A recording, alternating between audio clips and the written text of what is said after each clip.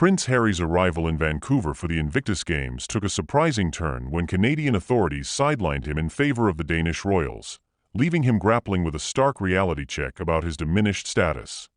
Canadian authorities dealt a significant blow to Prince Harry during his visit to Vancouver for the Invictus Games in 2025.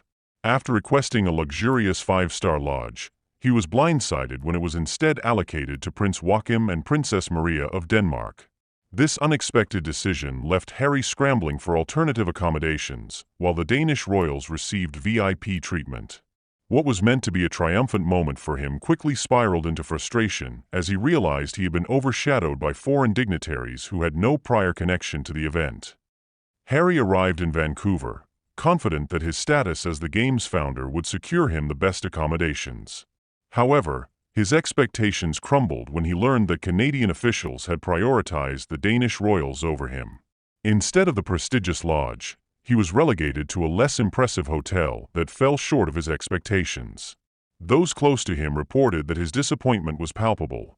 He was visibly upset and even attempted to contest the decision, hoping for a reversal. The timing of the Danish royals' visit was particularly unfortunate for Harry. Their arrival meant that all arrangements had been finalized, leaving him with no recourse but to accept his downgraded hotel. While he had anticipated being the focal point of the Games, the presence of Prince Joachim and Princess Maria shifted the spotlight away from him, a scenario he had not foreseen. His irritation seemed to stem not just from the loss of the lodge, but also from the broader implications of being sidelined. Harry had positioned himself as the driving force behind the Invictus Games, yet here he was, overshadowed by newcomers to the scene.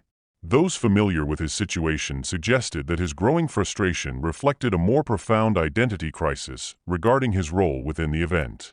For someone who once relished being the face of the Games, this unexpected humiliation was difficult to bear.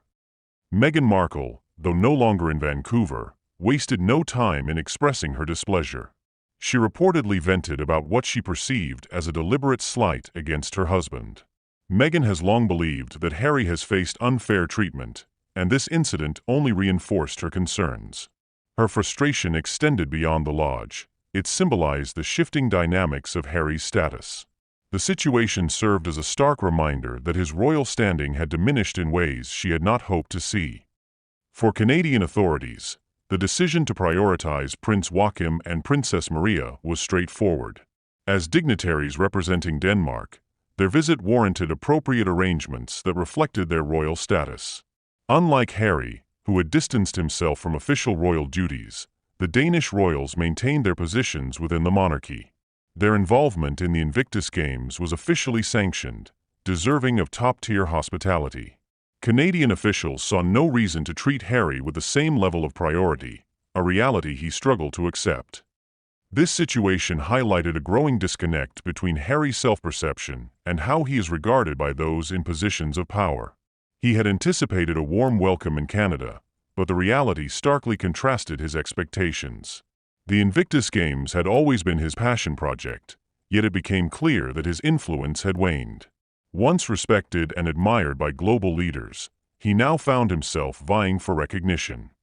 The allocation of the five-star lodge to the Danish royals served as a wake-up call for Harry.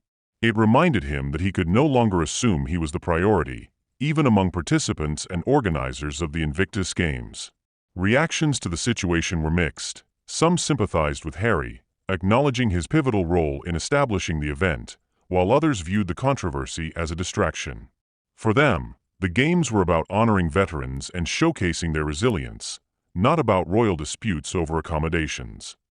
The arrival of Prince Joachim and Princess Maria was ultimately seen as a positive development, bringing international recognition to the event. Unlike Harry, they did not make demands or expect special treatment. They attended solely in support of the cause.